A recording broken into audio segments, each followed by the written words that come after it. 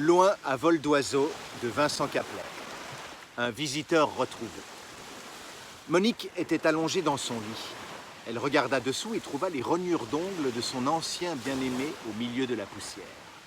Elle les ramassa et les déposa sur la table de nuit. C'était tout ce qui lui restait. Elle pleura à chaudes larmes.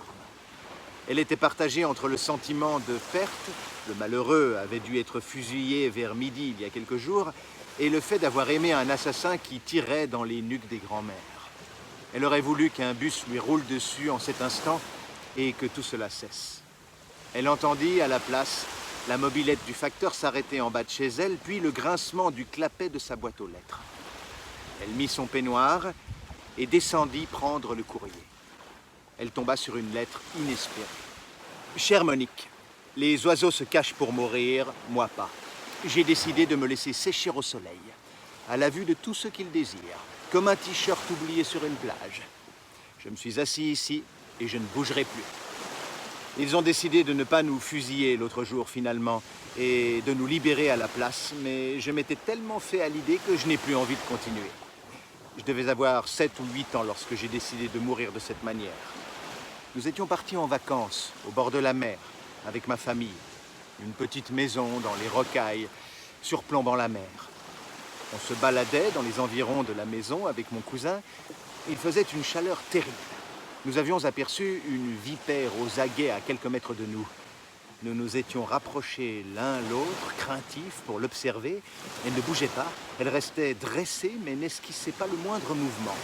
Je ne sais plus combien de temps nous avions attendu avant d'oser lancer une petite pierre dans sa direction. Elle restait figée. Nous avions décidé d'être des héros et nous l'avions approchée. La vipère était morte debout, belle et fière. Le temps s'était arrêté sur elle. Nous l'avions ensuite ramenée à la maison et mon cousin l'avait disséquée avec son canif. J'ai l'impression, Monique, que le temps s'est arrêté sur moi. Adieu, ma belle. Qu'il sèche, dit Monique. Elle se rendit vers la table de nuit avec la lettre, glissa les rognures d'ongles sur celle-ci et la froissa avant de la jeter dans les toilettes. Elle passa ensuite l'aspirateur sous son lit. On ne sait toujours pas ce qu'il est advenu de ce mystérieux condamné à mort. On sait par contre que Monique, peu après cet épisode, s'était décidée à poursuivre ses rêves. Elle voulait devenir chanteuse. Elle avait été très encouragée par la victoire de la moche anglaise à ce concours à la télévision. Sa voix était si pure. Elle s'était mise en tête de la rencontrer et avait acheté un billet d'avion pour Londres. À peine arrivée, elle avait regardé du mauvais côté au passage piéton et un bus l'avait renversée.